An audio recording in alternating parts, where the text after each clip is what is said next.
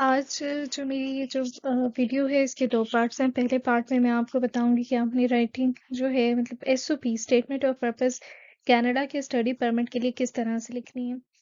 Study permit के लिए जो एसओपी है लाइक स्टेटमेंट ऑफ पर्पस ये बहुत ज़्यादा इम्पोर्टेंट है। क्यों? क्योंकि आप अपने वीज़ा ऑफिसर क्योंकि इनका इंटरव्यू नहीं होता कनाडा के लिए, तो आप वीज़ा ऑफिसर के सामने अपने रिटर्न एप्लीकेशन के थ्रू ये बताते हैं कि किस तरह से आप एक फिट कैंडिडेट हैं कि जो कि कनाडा कनाडा में जाके पढ़ना चाहते हैं।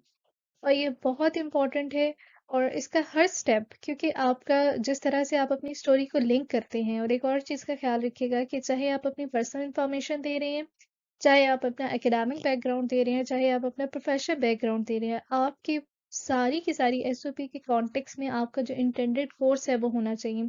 आपने वीज़ा ऑफिसर को ये बताना है कि किस तरह से आपका पास्ट, आपका प्रेजेंट, आपका फ्यूचर जो है, गोल जो है, वो किस तरह से जो कोर्स आपने चूज किया है उसके साथ लिंक करता है। तो सबसे पहले जो आपने इसके चीज़ों के अंदर ख्याल रखना है कि टाइटल टाइटल जो इसका पेज है, ये टाइटल पैराग्राफ या इसका टाइटल जो है वो किस तरह से आपने शुरू करना है। सबसे पहले आपने क्या करना है, डेट लिखनी है। डेट किस तरह से लिखनी है, जैसे डेट का वो फॉर्मेट होता है पूरा, जैसे अगर आप आजकल में लिख रहे हैं तो अक्टूबर 10th कॉमा और उसके बाद ईयर और वो फुल स्टॉप वो लिखना है। फिर उसके बाद आपने एक लाइन छोड़ देनी है। लाइन छोड़ने के बाद आपने वहाँ पे लिखना है वीज़ा ऑफिसर लिखना है। और क्योंकि आपने अपनी जो एप्लीकेशन है उसके अंदर एक कर्टिसी दिखानी होती है, तो आपने वीज़ा ऑफिसर को किस तरह से करना होती है, डियर वीज़ा ऑफिसर कह सकते हैं या फिर ऑनरेबल वीज़ा ऑफिसर लिखना होता है। उसके बाद एड्रेस में आप उनको कनाडा का दे दें कि dear visa dear honourable visa officer, नीचे कनाडा, और फिर आपका सब्जेक्ट क्या होगा। सब्जेक्ट में आप ये लिख सकते हैं statement of purpose for study permit या फिर application for the study permit. कि आपने पूरा एक प्रॉपर उसका जो फॉर्मेट है वो फॉलो करना होता है। उसके बाद नेक्स्ट हम आ जाते हैं इंट्रोडक्शन या इंटेंट के ऊपर। ये एक पैराग्राफ होता है। इंट्रोडक्शन या इंटेंट जो होता है वो आपका एक वीज़ा ऑफिसर को पूरी की पूरी समरी देता है कि आप क्या करना चाह रहे हो, कि आपने क्या मतलब आप एसटीएस के थ्रू अप्लाई करना चाह रहे हो या नॉन एसटीएस के थ्रू अप्लाई करना चाह रहे हो। आपने अगर एसटीएस के थ्रू अप्लाई करना चाह रहे हो तो आपने उसकी पूरी जो शराइत हैं, जैसे 1 साल की फ़ी और 1 साल के लिविंग एक्सपेंसेस, वो पे किए हैं या नहीं किए, आपने अपफ्रंट मेडिकल दिया है या नहीं दिया, और आपका आइल्स स्कोर क्या है। मतलब इसके अंदर आप रफली सारा कुछ बता रहे हो। बाकी जो चीज़ें हैं वो डिटेल में बताओगे, लेकिन यहाँ पे आप जो है वो पूरा अपना इंटेंडेड कोर्स अपना अपने आप को इंट्रोड्यूस कराते हो। और आप ये बताते हो कि आपका इरादा क्या है, आपका आपकी इंटेंट क्या है, आपका इरादा क्या है। और उसके अंदर आप बताते हो what you are going to do, कि आप क्या करना चाह रहे हो। आपने जीआईसी बॉन्ड खरीदा है या नहीं। जीआईसी बॉन्ड अब आप में से बहुत सारे लोगों को पता चल गया होगा, ये 1 साल की लिविंग एक्सपेंसेस होते हैं। और ये एसटीएस स्टूडेंट डायरेक्ट स्ट्रीम जो है, जिसका डिसीजन जो है वो जल्दी आ जाता है, ये उसकी एक कंडीशन है कि आपने 1 साल की फ़ी पे की है और आपने 1 साल के लिविंग एक्सपेंसेस पे किए हों। अगर तो एप्लीकेंट सिंगल है तो इसकी शायद $10,000 होते हैं, लेकिन अगर एप्लीकेंट जो है वो मतलब स्पाउस हैं तो फिर $14,000 होंगे, और अगर बच्चे भी हैं तो फिर उनके हर बच्चे का एक 3,000 जो है वो ऐड होता जाएगा। फिर आप ये बताते हैं कि आपने अपफ्रंट मेडिकल जो है, अपफ्रंट मेडिकल ये होता है कि एक मेडिकल जो होता है जो नॉन एसटीएस में होता है, जब वो आपको एम्बेसी खुद रिक्वेस्ट भेजती है करवाने की मेडिकल, तो वो आप करवाते हैं। अपफ्रंट ये होता है कि आप अप्लाई करने से पहले कराते हैं। मतलब जैसे मैंने अप्लाई किया था 10 जुलाई को, लेकिन जो मेरा अपफ्रंट मेडिकल था और मेरे स्पाउस का जो मेडिकल था वो हमने करवाया था 29 मई को। तो वो अपफ्रंट था कि आप प्रोसेस शुरू करने से पहले ही अपना मेडिकल करवा रहे हैं। उसके बाद आप एसटीएस के थ्रू अप्लाई कर रहे हो या नॉन एसटीएस के थ्रू अप्लाई कर रहे हो, और फिर आपका आइल्स स्कोर क्या है, ये आपने सारा कुछ जो है बस ये एक पैराग्राफ के अंदर कंप्लीट करना है। नेक्स्ट जो स्लाइड है उसमें मैं आपको एग्जांपल दिखाऊंगी कि मैंने किस तरह से किया था। ये किया था कि जैसे मैंने पहले शुरू किया था आई एम, यहाँ पे आपने अपना नाम लिखना है, and I am please to be addressing you to consider my application for the study visa. कि इसके अंदर आप वीज़ा ऑफिसर को अपना नाम बताते हैं और उसको ये बताते हैं कि आपका ये लिखने का मकसद क्या है। I have been admitted to the course, जो आपका कोर्स है फॉर द फॉल 2023 सेमेस्टर। आप ये भी बता सकते हैं आप विंटर में जा रहे हैं, आप स्प्रिंग में जा रहे हैं, आप फॉल में जा रहे हैं, तो ये बहुत इंपॉर्टेंट होता है ताकि उसको पता चले।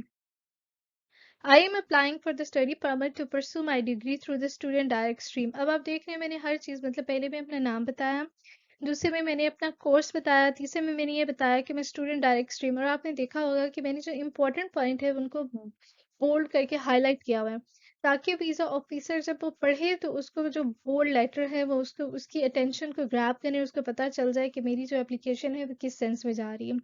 I have secured guaranteed investment certificate for the value of, अब ये जो है वो जीआईसी बॉन्ड है जो हम लेते हैं 1 साल के लिविंग एक्सपेंसेस को शो कराने के लिए। उसके बाद स्पाउस का था कि मतलब माय स्पाउस इज अकम्पनिंग मी, मैंने अपने स्पाउस का यहाँ पे नाम लिखा था, फिर अपना आइल्स स्कोर बताया था, क्योंकि एसटीएस की एक और रिक्वायरमेंट इस आइल्स स्कोर भी होता है, तो आप शुरू में मेंशन कर देते हैं तो उससे वीज़ा ऑफिसर को आइडिया हो जाता है कि you are fulfilling all the condition of STS. उसके बाद आप ये बताते हैं कि मैंने अपफ्रंट मेडिकल भी लिया हुआ है। एक चीज़ आपने यहाँ पे नोटिस की होगी, मैंने यहाँ पे अपनी ट्यूशन फ़ी का ज़िक्र नहीं किया था, क्योंकि मुझे स्कॉलरशिप मिली थी, तो मैंने वो ये शो किया था कि क्योंकि मुझे स्कॉलरशिप मिली है, तो मेरी स्कॉलरशिप से जो है मेरी ट्यूशन फ़ी कवर होगी, तो इस वजह से मैंने ट्यूशन फ़ी नहीं दी थी। इट्स एन इम्पॉर्टेंट थिंग कि अगर आपको डिपार्टमेंट की तरफ से या यूनिवर्सिटी की तरफ से स्कॉलरशिप मिल रहा है और वो स्कॉलरशिप आपकी ट्यूशन फ़ी से ज़्यादा है, तो फिर आपको ट्यूशन फ़ी देने की ज़रूरत नहीं है। फिर आप सिर्फ अपने क्या करेंगे, 1 साल की लिविंग एक्सपेंसेस देंगे और साथ में स्कॉलरशिप लेटर लगाएंगे, तो फिर वो आपकी जो है जो है वो फ़ी वो कवर हो जाएगी। उसके बाद जो नेक्स्ट पैराग्राफ आ जाता है वो आ जाता है आपका एकेडमिक बैकग्राउंड। अच्छा, आप देख रहे होंगे कि मेरे यहाँ पे लिखा हुआ है स्टोरी या हुक लिखा हुआ है। अब ये स्टोरी या हुक क्या चीज़ होती है? मैंने इस तरह से शुरू किया था कि मैंने ये बताया था कि मैं कहाँ पे पैदा हुई, मतलब, और मैंने उनसे ये शुरू किया था कि मेरा एक्चुअल पर्पस क्या था, किस चीज़ से मुझे मोटिवेट किया था अपने एकेडमिक बैकग्राउंड में, या अगर आपके साथ कोई ना कोई मतलब होते हैं अनयूजुअल से सर्कमस्टांसेस, तो आप उससे शुरू करते हैं। जैसे अक्सर लोग जैसे टीचर बना, क्योंकि जा रही हूँ टीचिंग रिलेटेड से कोर्सेज हैं, तो मतलब मैंने उनको ये किया था कि मुझे शुरू से मतलब टीचर बनने का बहुत शौक था। मैं अपनी कजिन्स के साथ खेला करती थी और खेल खेल में मैं टीचर ही बना करती थी। इस वजह से जब मैंने अपने एकेडमिक बैकग्राउंड का स्टार्ट किया, तो मैंने शुरू से ही मेरे पेरेंट्स से मुझे वो कोर्स लेने पे किया कि जो जो मेरी इस टीचिंग प्रोफेशन को परस्यू करने में हेल्प कर सकते थे। उसके बाद ये जब आप एसओपी लिख रहे होंगे तब तो आप पेज नंबर मेंशन नहीं करेंगे, लेकिन जब आप एसओपी लिखने के बाद जब हम पूरी की पूरी क्लाइंट फाइल प्रिपेयर करते हैं, तो मतलब उसके साथ आपने जो भी लिखे होते हैं, मतलब अपने अगर आप ट्रांसक्रिप्ट लगा रहे हैं या आप अपनी एजुकेशन डिग्रीज लगा रहे होते हैं, तो आप पेज मेंशन करते हैं कि इस पेज पे ये वाली डिग्री है, इस पेज पे ये वाली डिग्री है। उससे ये होता है कि मतलब उसको आसानी हो जाती है वीज़ा ऑफिसर को देखने के लिए। और अगर आपका कोई स्टडी गैप, मतलब मेरी जो स्टडी थी उसमें बहुत ज़्यादा गैप्स थे, तो मैंने अपने हर जो स्टडी गैप था उसको जस्टिफाई किया था। अगर मैंने 1 साल नहीं पढ़ा था तो उसको भी जस्टिफाई किया था। तो ये स्टडी गैप्स होना, मैंने बहुत सारे स्टूडेंट्स के क्वेश्चन सुने, आपके स्टडी गैप कितना था? स्टडी गैप होने ना होने से कोई फ़र्क नहीं पड़ता। फ़र्क सिर्फ इस बात से पड़ता है कि how you are going to justify that study gap. कुछ लोग फेक एक्सपीरियंस लेटर बनवा लेते हैं, जो कि मेरे ख्याल में मिस रिप्रेजेंटेशन या मिस इन्फॉर्मेशन की सबसे बड़ी वजह होती है। तो आप फेक एक्सपीरियंस सर्टिफिकेट पे ना जाएं। अगर आप ट्रू हैं, मतलब जो आपकी इंटेंशन है, आप वही शो करें। मतलब आप डिग्री कंप्लीट करने के लिए जा रहे हैं, तो आप बताएं कि आपकी स्टडी गैप से आप नहीं पढ़ सके, आप बीमार हो गए, कुछ भी रीज़न हो सकता है, तो उसको आप जस्टिफाई करें। उसके बाद अगर आपका कोई अवार्ड या स्कॉलरशिप है, लाइक मेरी स्कॉलरशिप भी थी और मेरे अवार्ड्स भी थे, तो वो भी मैंने मेंशन किए थे एकेडमिक बैकग्राउंड में। और आपने ईयर भी मेंशन करना है, साथ में अपना ग्रेड भी मेंशन करना है। कि कुछ लोग जो होते हैं वो मोस्ट रीसेंट डिग्री से शुरू करते हैं, लेकिन मुझे ये था क्योंकि मेरे मतलब स्टडी गैप से, तो मुझे लगा कि मुझे पूरी की पूरी स्टोरी को रिलेट करना चाहिए, क्योंकि मेरा जो कोर्स था वो मेरी एजुकेशन से थोड़ा सा डिफरेंट था। Means it is more based on my professional experience rather my academic background. उसको उसके लिए मैंने एक स्टेज सेट किया था वीज़ा ऑफिसर के सामने, कि उसको ये ना लगे कि मेरी एकेडमिक बैकग्राउंड तो ये था, तो मैं उठ के ये कोर्स क्यों करना चाह रही हूँ। तो उसकी वजह से मैंने मैट्रिकुलेशन से स्टार्ट किया था। बाकी अगर मोस्ट रीसेंट डिग्री से शुरू करना चाहते हैं तो इट्स अप टू यू। उसके बाद आप अपना जो है मतलब बी रेलेवेंट रहें, इधर उधर की बातें ना करें अपनी स्टोरी में। बिल्कुल, अगर आप आपको लगता है कि आपकी बहुत ज़्यादा एसओपी के पेजेस हो रहे हैं, तो इससे कोई फ़र्क नहीं पड़ता। आप अपनी एसओपी के अंदर रेलेवेंट रहें और अपने हर चीज़ को रिलेट करें अपने इंटरनेट कोर्स के साथ। मतलब अगर आपका एकेडमिक बैकग्राउंड जो है उसको भी अपने इंटेंडेड कोर्स के साथ करें जो आप कोर्स करने जा रहे हैं। मेक श्योर कि आपकी एसओपी के अंदर हर सेक्शन जो है उसके दूसरे सेक्शन से लिंक हो, और वो सारे सेक्शंस मिल के आपने जो कोर्स चूज किया है उसके साथ वो एक डायरेक्ट लिंक बना रहे हो। नेक्स्ट जो था मेरा प्रोफेशनल बैकग्राउंड था। प्रोफेशनल बैकग्राउंड में because I have switch like 3 jobs, मैंने अपनी सारी जॉब्स को मेंशन किया था। और क्योंकि मैंने एक पहले एक जॉब में किया, फिर उससे हायर स्किल की जॉब मुझे मिल गई, फिर उससे हायर की मिल गई, तो मैंने अपनी सारी जॉब हिस्ट्री बताई थी। उसके बाद ये बताया था कि मेरी एस्पिरेशंस क्या थी, कि मतलब मैंने अपनी जॉब के लिहाज से क्या सोचा हुआ था, मेरे करियर गोल्स क्यों थे। और उसके बाद ये कि आपने अपनी डिग्री को अपने प्रोफेशन के साथ रिलेट करना है, how it can help you in your profession. मतलब मैंने ये किया था कि जब मैं लिख रही थी अपनी एसओपी, तो मैंने उनको बताया था क्योंकि मैं एक टीचर हूँ, मैंने फलां सेक्टर में काम किया तो सेक्टर में ये चीज़ें मैंने देखी। दूसरे सेक्टर में काम किया तो मैंने ये उनके वीकनेस देखे, या ये मैंने प्रोज एंड कॉन्स देखे। तीसरे सेक्टर में काम किया तो मैंने ये चीज़ें देखी। वहाँ पे किस तरह से मैं अपने कलीग से डिफरेंट थी, और मैंने किस तरह से अपने इंस्टीट्यूट को बेहतर बनाने की कोशिश की। फिर लास्ट में मैंने ये लिखा कि जो मैंने कोर्स चूज़ किया है वो अपने प्रोफेशनल एक्सपीरियंस को लेके किया है, और मुझे लगता है कि अगर मैं ये कोर्स करूँगी तो मेरे करियर को के अंदर ये प्रोग्रेशन आ सकती है, मेरे करियर को ये बूस्ट मिल सकता है। मतलब आपने हर चीज़ का लिंक क्रिएट करना है विद योर इंटेंडेड कोर्स। और इसके ऊपर आपको रिसर्च करने की ज़रूरत है कि आपको ये पता चले कि आप जो कोर्स कर रहे हैं वो किस तरह से आपकी प्रोफेशनल बैकग्राउंड के साथ रेलेवेंट है। कि अगर आप एक ऐसा कोर्स कर रहे हैं कि जिसका आपको प्रोफेशन में फ़ायदा ही कोई नहीं है, तो फिर उसका क्या मकसद है। इसके लिए आप ये बता सकते हैं कि आप अपना करियर जो है वो स्विच कर लेंगे, लेकिन वो स्विच करने के लिए भी आपको लॉजिकल रीजनिंग देनी होगी।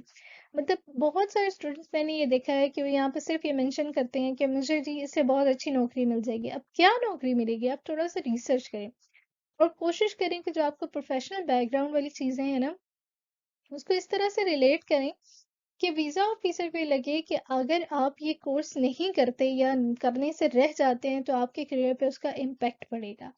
अगर आप ये चीज़ नहीं करेंगे ना, तो तब आपके लिए हैंडल करना मुश्किल हो जाएगा। और अगर आपका कोर्स आपकी जॉब से रेलेवेंट नहीं है, या आपके एकेडमिक बैकग्राउंड से भी रेलेवेंट नहीं है, तो आप वीज़ा ऑफिसर को इस चीज़ का एश्योरेंस दिलाएं कि आपके करियर एस्पिरेशंस चेंज होते रहते हैं। मतलब यहाँ पे कनाडा में अपने करियर को स्विच कर लेना, अपने सब्जेक्ट को स्विच कर लेना कोई बड़ी बात नहीं है।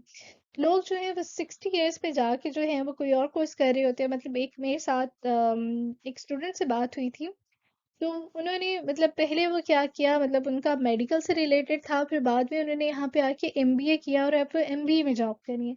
तो करियर स्विच करना वो कोई बुरी बात नहीं है, लेकिन बात ये है कि आप उसको जस्टिफाई कैसे करते हैं। और अगर आप उसको जस्टिफाई कर लेते हैं तो फिर तो वीज़ा ऑफिसर जो है वो आपको कभी भी आपकी एप्लीकेशन को रिजेक्ट नहीं करेंगे। जो इसके साथ नेक्स्ट अब जो वीडियो होगी उसके अंदर मैं बाकी चीज़ें कवर अप करने की कोशिश करूँगी। और अगर आपको ये वीडियो अच्छी लगी तो कमेंट कीजिएगा और मुझे बताइएगा कि मैं किस तरह से और चीज़ें ऐड करूँ जो आपके लिए हेल्पफुल हो सके। Thank you very much.